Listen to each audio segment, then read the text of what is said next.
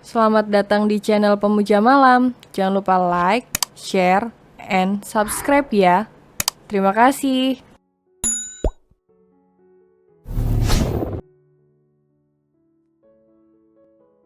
Chapter 18, Beban Sang Kakak. Waktu sudah menunjukkan jam 12:30 malam. Namun Wildan dan Glenda belum tidur.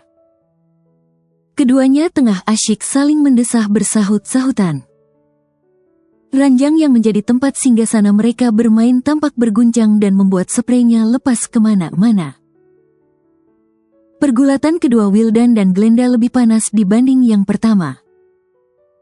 Kali ini Glenda benar-benar kewalahan. Dia rasanya ingin istirahat dan tidur. Udah cukup kan? Sekarang kita sebaiknya tidur. Udah hampir jam 3 pagi nih. Cetus Glenda seraya mengontrol nafas yang ngos-ngosan. Ia beringsut ke tepi ranjang dan mengenakan baju dan celana pendek tanpa mengenakan dalaman di baliknya. Gila. Gumam Wildan seraya menggelengkan kepala. Perlahan dia menatap Glenda. Cewek itu terlihat sudah memejamkan mata. Kau sudah tidur? Tanya Wildan, namun Glenda tak menjawab. Meskipun begitu, Wildan ragu kalau Glenda sudah tidur secepat itu. Wildan tersenyum miring, mode jahilnya aktif. Dia beringsut mendekati Glenda. Wildan, udah Benar saja, Glenda masih bangun. Makanya, kalau ditanya, jawab dong. Sahut Wildan sambil menarik tangannya kembali. Aku udah lemes tahu nggak? Ungkap Glenda dalam keadaan mata yang masih terpejam. Posisinya telentang miring membelakangi Wildan. Udah, kita tidur yuk, aku capek banget. Balas Glenda yang ingin segera tidur. Wildan memilih tidak melanjutkan pembicaraan karena ingin membiarkan Glenda beristirahat. Dia jadi merasa bersalah setelah mendengar kalau Glenda merasakan sakit karena kegiatan bercinta tadi. Wildan lupa diri karena terlalu menikmatinya. Alhasil dia memilih ikut tidur. Wildan tak lupa mengenakan celana dan bajunya sebelum beranjak tidur. Keesokan harinya, Wildan dan Glenda pulang pagi-pagi. Kebetulan Glenda ada jam kuliah. Cewek itu berkuliah di jurusan kedokteran gigi. Wildan tentu mengantar Glenda pulang. Saat itu dia telah tahu alamat kekasihnya. Sebelum pulang, Wildan menyempatkan diri untuk mengambil uang ke ATM. Selanjutnya barulah dia pulang ke rumah. Tini langsung menyambut kedatangannya. Astaga, Bang, abang kemana aja sih? Aku khawatir tahu nggak, mana di telepon nggak pernah diangkat. Timpal Tini dengan mulut yang memanyun sebal. Baterai ponsel abang lobet, tapi yang penting aku pulangkan sekarang. Apa kau dan Arman sudah makan? Tanggap Wildan sembari mengusap puncak kepala Tini. Aku sudah makan nasi sama telur dadar, tapi Kak Arman belum tuh. Dari kemarin dia diam terus di kamar. Kayaknya ada masalah. Coba deh Bang Wildan tanya. Kata Tini. Ia menatap ke arah kamar di mana Arman berada. Wildan mendengus kasar. Dia meletakkan tasnya terlebih dahulu ke sofa, lalu segera mendatangi Arman ke kamar. Kau kenapa? Kau nggak cemas kayak Tini kalau abang nggak pulang? Tukas Wildan yang berdiri di ambang pintu. Aku bingung, Bang, aku membuat kesalahan lagi. Maaf. Mendadak Arman memecahkan tangis. Mendengar itu, Tini segera ikut melihat keadaan Arman ke kamar. Wildan semakin dibuat bingung saat melihat Arman berlutut di kakinya. Seketika dia langsung teringat dengan kejadian sebelumnya, di mana Arman melakukan kesalahan. Kau melakukan apa lagi kali ini, men? Jangan bilang kau kecanduan. Apa kau nggak kapok? Hah? Kau nggak kasihan sama aku, Tini, dan ibu? Meski belum tahu apa kesalahan Arman kali ini, namun Wildan merasa kalau Arman melakukan kesalahan berat. Terbukti dari tangisannya yang terseduh-seduh. Jadi Wildan langsung mengomel. Dasar kau ya, kau menghancurkan suasana hatiku tahu nggak? Udah, berdiri dan sekarang beritahu aku apa yang terjadi. Tegas Wildan. Arman perlahan berdiri. Dia terus menundukkan wajah karena takut pada Wildan. Sebaiknya kita duduk dan bicara baik-baik ke sofa. Usul Tini. Menyaksikan Wildan dan Arman bersitegang, dia tentu merasa sedih. Tanpa sepatah kata pun, Wildan duduk ke sofa. Kemudian diiringi oleh Tini dan Arman. Aleta hamil, Bang. Ungkap Arman. Apa? Wildan dan Tini berseru bersama. Mereka tentu kaget mendengar pengakuan Arman barusan. Aleta siapa, Kak? Tanya Tini. Tin, kau beli nasi goreng gih ke tempatnya Bang Udin? Suruh Wildan sembari memberikan uang sebesar 50.000. Menurutnya Tini masih kecil. Anak SMP itu masih tak pantas mendengarkan masalah dewasa Wildan dan Arman. Apalagi Wildan tahu tentang pekerjaan kotor Aleta. Tapi, Bang, aku pengen. Sudah, cepetan, abang lapar, beli 3 bungkus ya. Desak Wildan, membuat Tini tak punya pilihan lagi. Tini segera beranjak keluar rumah. Kini hanya ada Wildan dan Arman berduaan. Wildan menatap serius Arman. Maafkan aku, Bang, tapi aku ingin bertanggung jawab sama Aleta. Aku sayang sama dia. Ucap Arman. Kau yakin anak yang dikandung Aleta itu anakmu? Tanya Wildan. Arman mengangguk. Aku dan Aleta sudah beberapa kali melakukannya. Aku bahkan lupa sudah berapa kali. Jawabnya. Men, kan aku sudah bilang padamu untuk putus sama Aleta. Kenapa kau masih pacaran sama dia? Dia itu cewek gak benar tahu gak? Balas Wildan yang merasa tak percaya. Terserah abang mau bilang apa, tapi yang aku tahu, Aleta juga sayang padaku. Dia bahkan rela memberikan harga dirinya padaku. Sahut Arman yang tak tahu sama sekali tentang Aleta. Wildan memutar bola mata kesal. Dia berkata, dengar ya, men, Aleta itu pela. Dia memberikan harga dirinya ke banyak lelaki, bukan hanya kau saja. Arman membulatkan mata, tatapannya bergetar. Tega sekali abang mengatakan Aleta seperti itu. Tanggapnya tak percaya, menyebabkan Wildan semakin terperangah. Kalau kau gak percaya, aku akan buktikan padamu. Cepat suruh Aleta datang ke sini.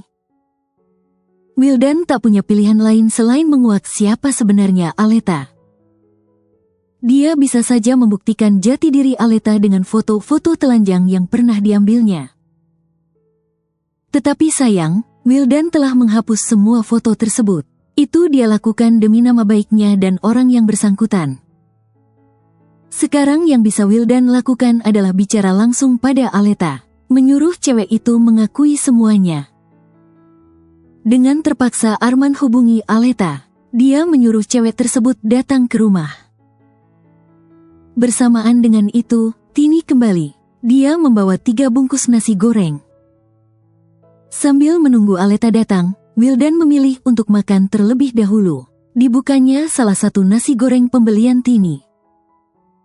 Men, ambilkan sendok abang Gih, sekalian juga piringnya. Kau sebaiknya ikut makan. Titah Wildan. Arman hanya diam. Ia beranjak ke dapur seraya menghela nafas panjang. Tak lama kemudian, Arman kembali. Namun dia hanya membawa 1 piring dan sendok. Kamu nggak makan? Kata Tini belum sarapan kan? Cepat makan bareng aku. Pinta Wildan. Arman menggeleng. Aku nggak nafsu. Lirihnya. Makan dong, Kak, nanti sakit. Ujar Tini yang cemas. Bener tuh kata Tini, kalau kau sakit, siapa yang repot? tukas Wildan sembari menajamkan matanya. Sungguh, dia sangat kesal dengan sikap Arman. Padahal seingatnya dulu Arman tak begini. Wildan yakin, Arman berubah karena salah pergaulan. Nanti aku makan, sahut Arman singkat. Ia menciut, kepalanya terus menunduk. Wildan mencoba tak mau ambil pusing. Dia fokus menghabiskan sebungkus nasi goreng. Hening menyelimuti suasana dalam sesaat. Hanya ada suara sendok dan kunyahan Wildan yang sedang menikmati sebungkus nasi goreng. Sejak tadi Tini menatap nanar Arman. Sepertinya dia merasa empati pada kakak keduanya itu. Apakah Arman akan menikah? Celetuk Tini. Wildan berhenti dari makannya. Arman juga langsung menatap Tini. Mereka tak menyangka Tini akan tiba-tiba melemparkan pertanyaan seperti itu. Baik Wildan maupun Arman, keduanya tidak ada yang angkat suara untuk menjawab pertanyaan Tini. Kak Arman, Bang Wildan, kasih tahu aku dong, bukankah aku ini saudara kalian juga? Timpal Tini yang merasa sedikit kecewa. Aku nggak tahu, Tin. Semuanya ada di tangan Bang Wildan, ucap Arman. Kita lihat saja nanti setelah Aleta datang dan bicara, balas Wildan. Orang yang ditunggu-tunggu akhirnya datang. Kedatangan Aleta langsung disambut oleh Arman yang tampak cemas. Sementara di dalam, Wildan mengamati. Ia menyuruh Tini untuk masuk ke kamar. Tapi minumannya gimana? Aku kan harus bikin minuman untuk Kak Aleta. Dia kan tamu kita, kata Tini. Udah, nanti biar Arman yang ngurus ceweknya sendiri, sahut Wildan tegas.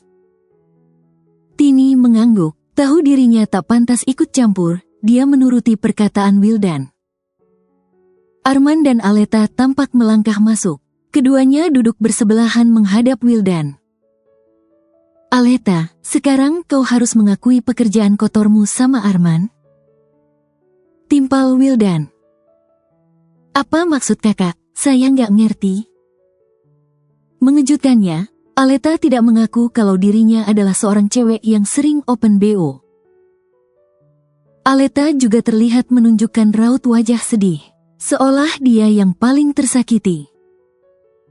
Tuh kan, Bang, jangan menuduh Aleta sembarangan. Dia cewek baik-baik kok. Tapi hanya saja, apa yang terjadi sekarang adalah murni kesalahan kami berdua, tutur Arman. Ia merangkul Aleta dengan penuh perhatian. Wildan tercengang. Dia tak mengerti dengan apa yang dilakukan Aleta sekarang.